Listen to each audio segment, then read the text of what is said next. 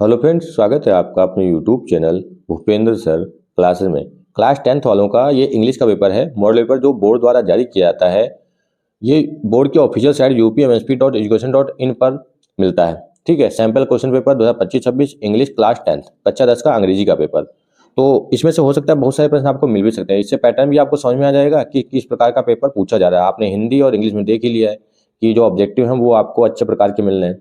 ठीक है, तो इसके पेपर के ऑब्जेक्टिव मैंने सॉल्व कर दिए हैं। बाकी जो याद करने वाला आपको है, पोएम है या सेंट्रल आइडिया है, वो आपको याद कर लेना है।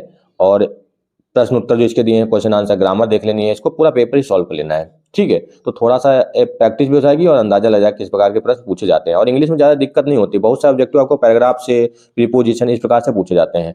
और जो लॉन्ग क्वेश्चन है उनको अगर उसी पार्ट से पूछा जा रहा है, आपको जितना याद है उसी प्रकार से आप उसको लिख देंगे। तो आपको बस राइटिंग अच्छी होनी चाहिए, कटिंग बहुत ही कम होनी चाहिए, तो आपके मार्क्स इसमें अच्छे जाते हैं। ऐसा नहीं कि इंग्लिश में नंबर अच्छे नहीं आते हैं।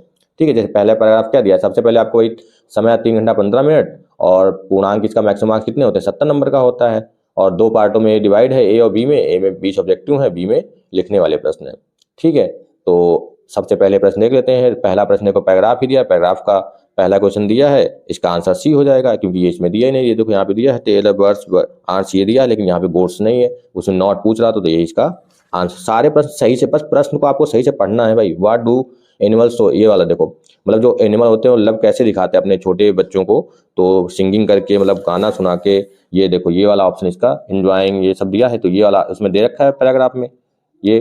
ठीक है, बाई टचिंग, और ये ऑप्शन दे रखा, तो ये वाला आंसर आपका सही हो जाएगा। Which word means baby word, baby word मतलब छोटे बच्चों के लिए, तो ये ऑप्शन आपका सही हो जाएगा, क्योंकि इसके माने होता है छोटे बच्चे, मतलब बच्ची के जो है छोटे बच्चे होते हैं। अगला ऑप्शन देखो, ये इज प्रेजेंट हो जाएगा, क्योंकि every boy every girl is present in the class today.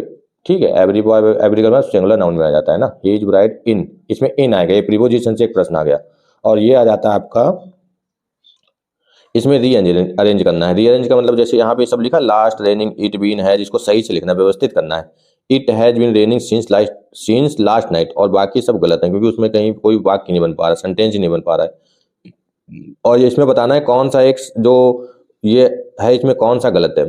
ठीक है, तो इसमें ये देखो, इसमें है क्या है, एक्सेप्टेबल लिखा है, टेबल होता है एक्सेप्टेबल, TABLE, एक्सेप्टेंस, एक्सेप्ट, ये सब सही है। एक्सेप्टेड, ये सब सही है। यहाँ पे TI नहीं होना चाहिए, TA होना चाहिए। तो ये वाला जो वाक, मतलब ये क्या है, ये वाला जो है ये मिसप्लेट वर्ड है। ठीक है, बाकी 3 सही है। अगला दिया है, इसमें बताना स्पेंड जो है वो नाउन है, प्रोनाउन है, या नाउन, प्रोनाउन, वर्ब या एडवर्ब क्या है। तो ये इस भाई तो पता है वर्ब ही है आपको। फिर आगे देखो, फिर पैराग्राफ आएगा, 3 प्रश्न वहाँ पे, 3 यहाँ पे। भाई बहुत सिंपल आता है। कावेरी, सबसे पहले देखो कावेरी ही मिला है, उसमें देखो है। फिर इसमें बताना कौन सी मछली है महासीर, मतलब ये देखो यहाँ पे दिया है महासीर, ये देखो सिंपल सा, बस थोड़ा सा आपको ध्यान देना है। फिर लंच, ये देखो पार्ट से आ जाते हैं, 2-3 प्रश्न जो आपके हैं क्वेश्चन, वो चैप्टर से भी उसी प्रकार से पूछ। Lencho's house was situated on the top of a low hill in a valley. ठीक, ये हो जाएगा। नेशनल मैंने 29, 27 दिया होता तो वो सही हो जाता। फिर अगला दिया है बेकर्स म्यूजिकल इंस्ट्रूमेंट, तो इसमें बांस का बनाया गया था, ये देखो बैम्बो स्टफ। ठीक, ये हो जाएगा। फिर read the following extract to the correct option बताना है, ये जो पढ़ना है पूरा, आई एम एन ऑर्फन, ये सब इसके बारे में फिर बताना है। आई रेफर इन द अब, मतलब आई जो है किसके लिए प्रयोग किया गया है, तो ये अमांडा में है। ठीक है, वो उसके लिए प्रयोग किया, क्योंकि ये जो बच्चा था जो अनाथ था उसके लिए। विच वर्ड इज अपोजिट, इसका अपोजिट हमें बताना है। फ्रीडम होता है इसका अपोजिट, क्या होता है, फ्रीडम।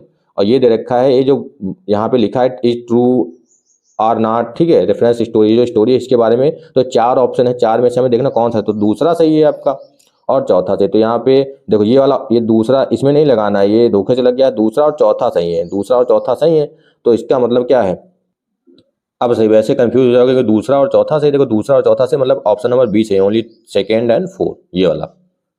फिर ये वाला दिया है तो इसमें क्या है, money. What did Hari Singh actually want from Anil, money, money चाहिए था उसको। ठीक है, अगला देख लेते हैं।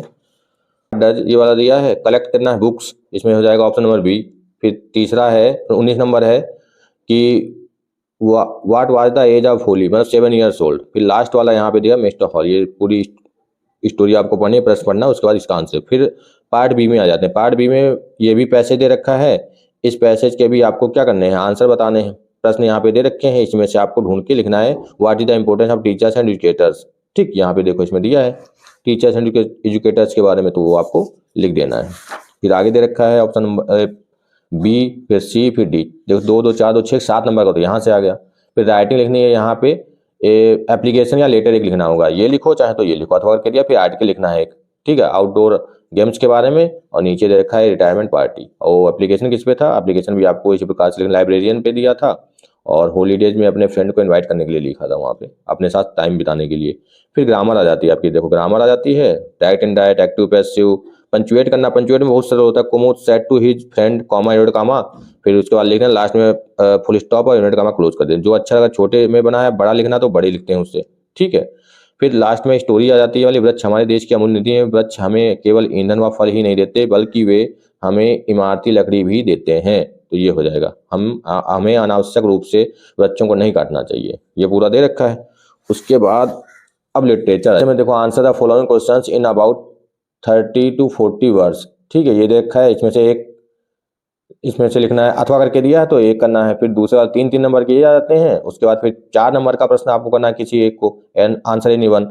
फिर 7वां प्रश्न है 3 नंबर के, 2 animals from the poem how, ये देखो 4 लाइन्स की पोएम लिखो और एक सेंटेंस लाइन लिखो। ऊपर प्रश्न भी दे रखा है, और 8 लाइन की पोएम आपको याद कर लेना है। अगर स्टेंजा आ जाता है तो वाला नहीं लिखना है 4 लाइन दूसरा लिखना है। और यहाँ पे देखो ये दे रखे 3 सेंट्रल आइडिया, तो ये भी इंपॉर्टेंट है, और बाकी जो दूसरे वाले हैं वो भी बहुत इंपॉर्टेंट है। आपके 2-3 जो सेंट्रल आइडिया हैं, आइस एंड फायर, एक और है कोई जो बहुत इंपॉर्टेंट है, ठीक। Answer any one of the following, ये भी आपको तैयार कर लेना है। ये 3 नंबर के हैं, और फिर लास्ट में आ जाता है लॉन्ग वाला, ठीक है। ये 4 नंबर का प्रश्न है। बस इतना ही पेपर है, आपको इतना तैयार कर लेना है पूरा और सॉल्व कर लेना है।